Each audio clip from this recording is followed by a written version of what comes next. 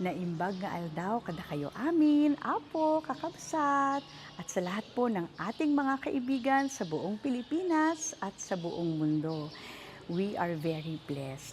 Nandito po tayo ngayon sa Barangay Poblasyon, Santo Tomas, La Union. Dito po sa Holy Guardian Angels Parish, Shrine of Nuestra Señora Virgen del Mar Cautiva.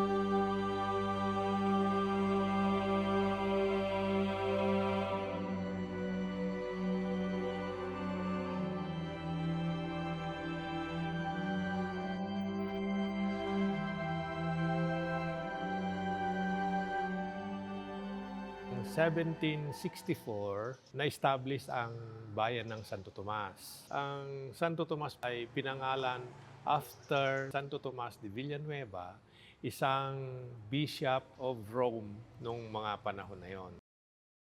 A few years after, nagtayo ng simbahan itong Holy Guardian Angels Parish through pronouncement ng Rome. Noong 1802 na, itinayo ang bagong simbahan. After some time, inabot siya ng lindol. So itong remnants niya, naiwan ng mga bato, nandyan sa likod, makikita natin. So tinayo din uli. But between nung magiba ang simbahan at saka nung matayo noong 1802, that was 1845, dumating si Nuestra Señora sa aming bayan.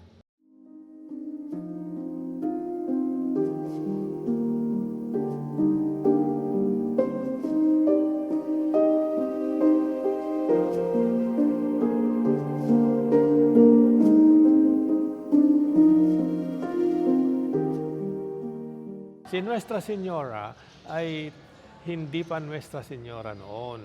Ang pangalan niya is Our Lady of the Rosary. Noong 1845, nagpagawa yung parish priest ng 3 rebulto doon sa Manila. Our Lady of the Rosary, rebulto ni Saint Michael the Archangel, tsaka yung Holy Guardian Angels.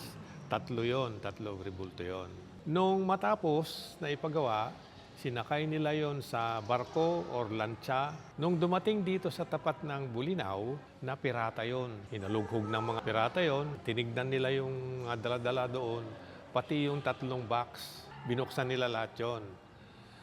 At that point, pinutol pa nila yung braso ni Nuestra Señora at saka hinagis doon sa dagat. So afterwards, dumating yung box ni Nuestra Señora sa dalampasigan na hindi nabasa, hindi siya nabasa, putol lang yung braso niya. The rest, yung dalawa, yung Saint Michael the Archangel tsaka yung Holy Guardian Angels, nawala na yon.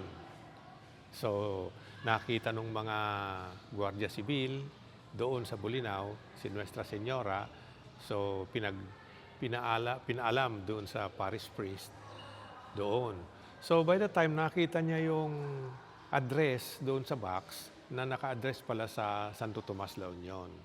So in-inform din ang Santo Tomas, kaya pinadala din nila dito. Yung dumating na image ni Nuestra Señora nung ilagay dyan, siyempre ang gusto ng tao, ng mga taga-parokya, ibubuo yung braso niya kasi putol nga. Tuwing dudugtungan, unti-unti yun nalalaglag. 3 times yon na kinabit nila. Nilagyan nila ng ivory nung una, hanggang nalaglag yon. Hanggang parang hindi na eksakto doon sa pinaglagyan. Umimpis, tapos nalaglag na. Yon, ganun din yung sumunod na bali 3 beses. So magmula noong 1845, nung nandyan na siya, nag-umpisa na yung mga miracles niya, yung mga paggaling ng mga may sakit, yung mga hindi nabubuntis sila, yung may mga problema, nasusolve ang problema nila. Pag pupunta dito na taimtim ang panalangin, andyan palagi si Nuestra Señora na intercessor. Yung sasabihin mo yung hiling mo, paparating na sa Panginoon. Although pwede naman tayong dumiretso sa Panginoon, pero mas maganda kung meron tayong kasamang nagdadasal sa Kanya. Ang ganda. Naku, kinikilabutan ako, sir. Kasi nakita ko po si Apo Cautiva sa Agoo. Diba, Jay, talaga nga, grabe, Jay, dot ko. Ay, grabe talaga nga, timbak amin. Opo, ma'am, opo. Michelle po. Totoo po yan. Ang Opo. ibig sabihin po niyan, pag, pag nakakaramdam ka ng gano'n, Opo. nandyan siya. Ay, ina, Apo, Yes, nagpigsa. kasi nga meron akong karanasan din dyan. Maiiyak ka. Ma'am Emmy, i-share niyo po sa amin yung naging karanasan niyo po kay Mama Mary del Cautiva. Opo. So, umpisa natin sa sinabi mo ngayon sa pagpasok pa lang. Opo. Ramdam na ramdam mo siya. Opo, Diba? Naramdaman opo. mo siya. Ang lakas po Ang talaga lakas ng presence ni, pakiramdam. ni Oo, Mama ganun Mary del siya, Cautiva. pagka malakas ang paniniwala mo sa kanya, Opo. ganun din siya kalakas magparamdam sa'yo. Ay, naku, So, ang miracle grabe. niya sa akin ni Mama Mary ay actually, hindi ako nagsisimba dito dati. Sa Agoo kami nag-start magsimba. Hindi ko to naramdaman, hindi ako nagsisimba dito. Pero nung nangyari yun sa akin, na parang pinagaling niya ako, nakaschedule akong operahan ng ovarian. Oho, Kasi oho. nung nagpa-check ako, may nangyari ako na halos hindi ako makatayo sa sobrang hinang-hina na ako ang Opo. gano'n. Oo, dahil nga nung nakitaan ng doktor, meron pala akong ovarian cyst. Mga 2 months akong naghintay para sa schedule ko sa operation. Hanggang sa noong, andyan na yung time na operahan na ako, sabi ng doktor, "Ma'am, tatapatin kita," sabi nung doktor. Pag binuksan ka ngayon, hindi na babalik yung dati mong lakas. Ang kapitbahay, si Mrs. Duminden, Opo. ano siya dito, Opo. director ang kanyang asawa dati. Oo. Oho. Sabi niya, magdasal ka kay Virgin del Mar Cautiva. Magnobina ka. So yun yung ginawa ko. Alam niyo ba, unti-unting nung time na sinabi niya, kahit hindi ako makalakad, Opo. pumunta ako dito, naglakad, bumili ng nobina. Oho. At nag-start ako doon. Umiiyak ako sa kanya Oho, na oho. talagang, "Mama Mary, tignan mo ako. Opo. Nanghihingi ako ng tulong." Opo. Sabi ko ganyan, Oho. maiiyak ako hanggang ngayon pag Opo. naikwento ko yun. Opo, yes po. Nanghihingi ako ng tulong. Mula noon, unti-unti ako naka-recover at hindi ako na-operahan. Ay, Diyos ko, miracle. Imagine mo Oho. yan. Opo. Naka-schedule na ako. Ultrasound, andyan na lahat-lahat. May cyst ka, kailangang tanggalin. Opo, opo. Manalangin ka. Lalakad akong gano'n na halos matitiklod sa Opo. sobrang hina ng akin. Ang payat ko noon. Opo, opo. Grabe. Oho. Yun ang aking pinakasala. Hanggang ngayon, nandito ako na Oho. nagpapasalamat ako. Mula noong gano'n ang aking naranasan sa kanya. Opo. Katikista ako ngayon. At every, kasi meron kaming nobina na ginagawa dito. Sabi ko, Tuwing anong araw tuwing po? Sabado po. Tuwing Sabado, anong oras po? Mga 4 o'clock. novena? So, meron kaming novena dito. May 4 dasal kami. ng hapon po. Opo. Oh. Kailan po kayo nagpa-ultrasound or nagpa-test ulit? After 6 months. After 6 months. After 6 Oh months, my God. nag-ultrasound ako ulit. Ang sabi ng Wow. doktor, naggamot ka ba? Sabi ko hindi. Lumiit ang Ay, aking apo. Amen.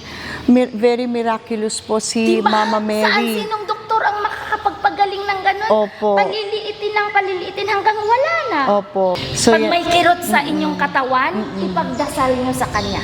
yan po yung personal po na story sa pagmimiracle po ni Mama Mary Virgen del Mar Cautiva kay Ma'am Emmy. Yes po. Opo, talagang sobra ho talagang tumatayo lahat ho yung balahibo ko kasi una ko pong nakita si Mama Mary Virgen del Mar Cautiva sa Agoo po, sa Basilica ng Agoo po.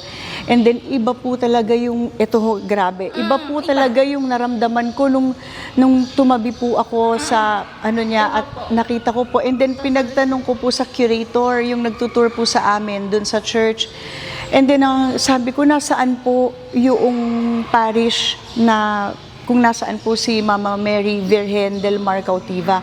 Gusto kong puntahan talaga, ma'am, sa Bali nga talaga, ay inaapo, talaga nagpigsa. Agree ako po dyan. Oo, Opo, totoo nagpigsa yan. talaga. Ito po yung unang-una kong punta sa loob po ng bayan ng Santo Tomas, dito po sa simbahan po.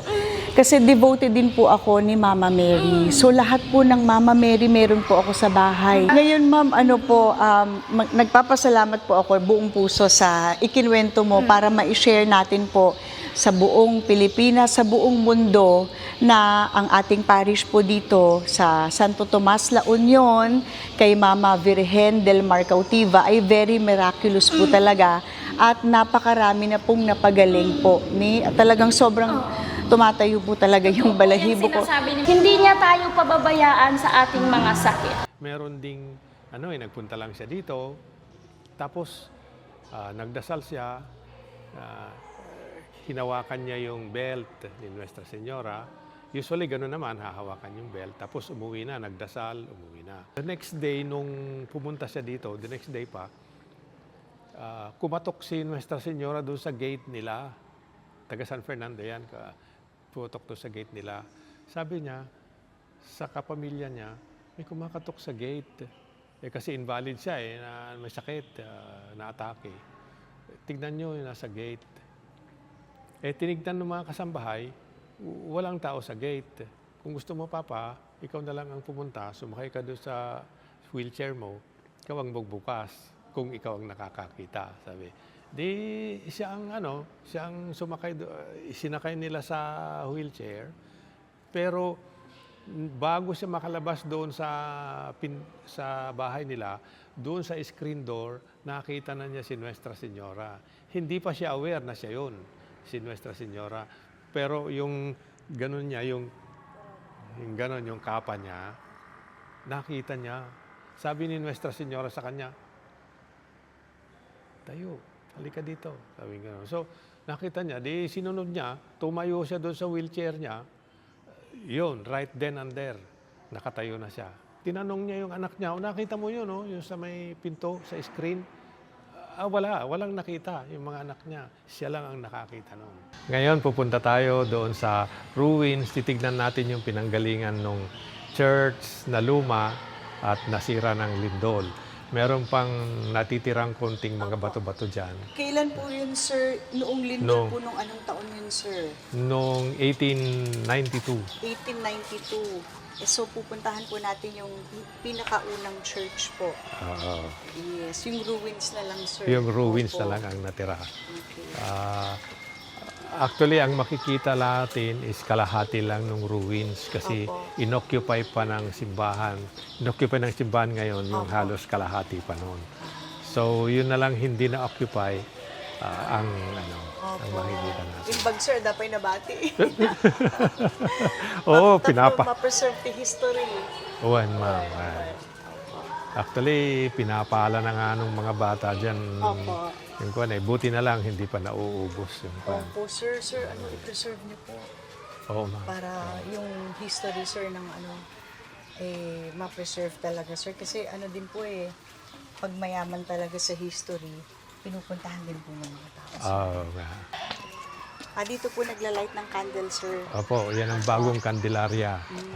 Okay. Bagong gawa ng tiyesa ito.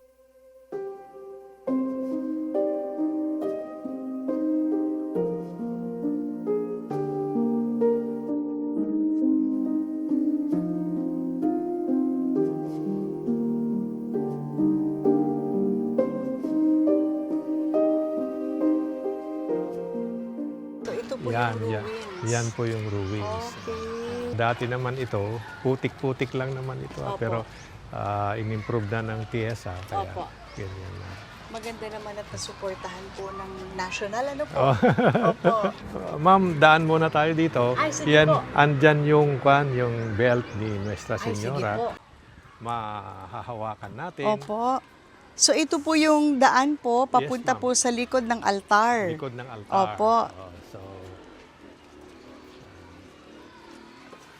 Diyan, pwede kayong, you can say your prayers diyan, Opo. magdasal konti. Opo. Tapos at the same time, nakahawak doon sa Opo. bell ni Nuestra Señora. Opo. Hoping na mag-grant naman. Kasi Opo. yan naman, lagi namang mag-grant eh. Matagal nga lang yung iba, mabilis yung iba. Opo. Sige po. Ay, naku. So, yan po yung kanyang bell. Ito po ang belt. Okay.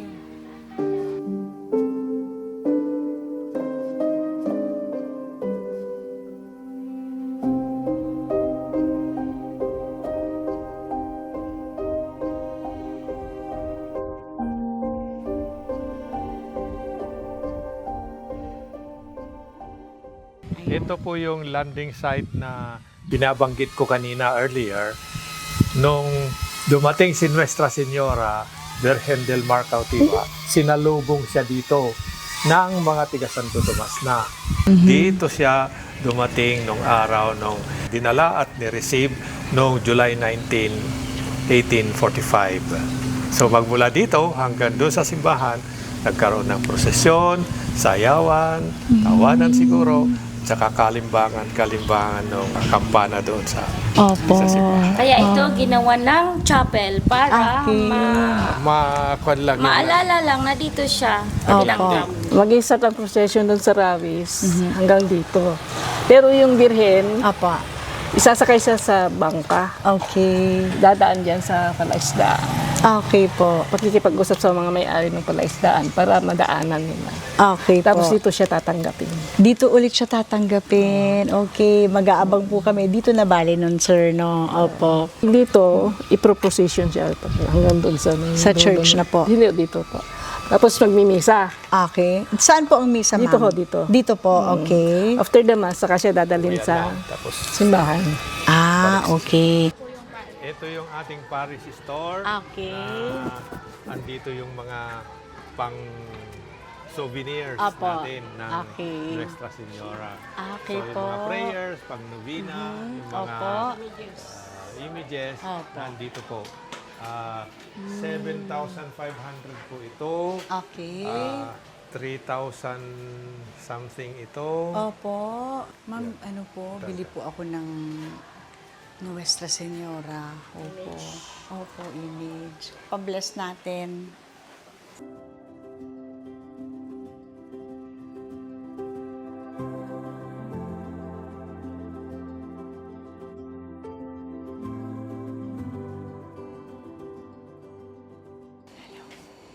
Yan yung original na statue ni Nuestra Señora. Opo, siya po yung nakita nun sa dagat. Tignan nyo yung kanyang mukha. May Opo. mga bitak-bitak na nang So, ito po yung original. Ito po yung nakalutang, sir. nakalutang nakalagay sa Opo. box. Michelle po. Opo. Father George Alban Gandang po. hapon po. Opo. Apo Paddy, magpapabless po ako kay Including DJ Nuestra Canapo. Señora. Opo, tsaka ito po.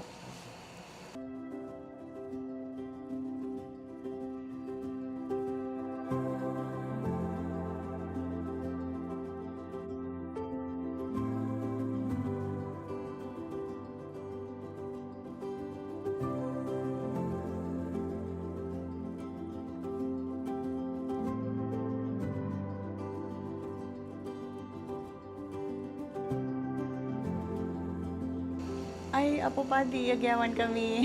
Thank you so much po. Opo, thank you po for your time. Ay, opo.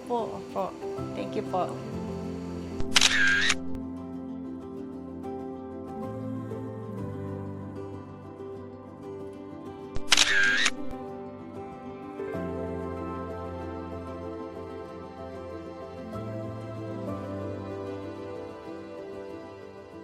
Ni Apo Nuestra Señora Virgen del Mar Cautiva. Uuwi na po kami sa bahay. Buong puso po akong nagpapasalamat sa lahat po ng namamahala at namumuno po sa Holy Guardian Angels Parish, Nuestra Señora Virgen del Mar Cautiva. Kay Apo Paddy, Father George Buwado Alban at kay Sir Marlino Estacio. Maraming salamat po sa inyong lahat. Apo, Intay Itandudo, ti Segundo Distrito, ti La Union. Dito'y vlog ko, da kayo ti bida. Kami ni Ma'am Michelle. Parang sikat na din ako. O, di ba? Tignan niyo kulay namin. Kapi at gatas. Hindi naman, ma'am. Puno ka man. Kapi at gatas. Ay,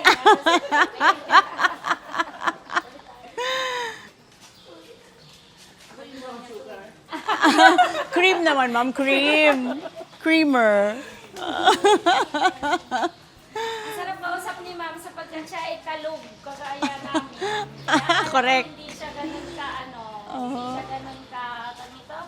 Yung malapitan, ano tawag doon?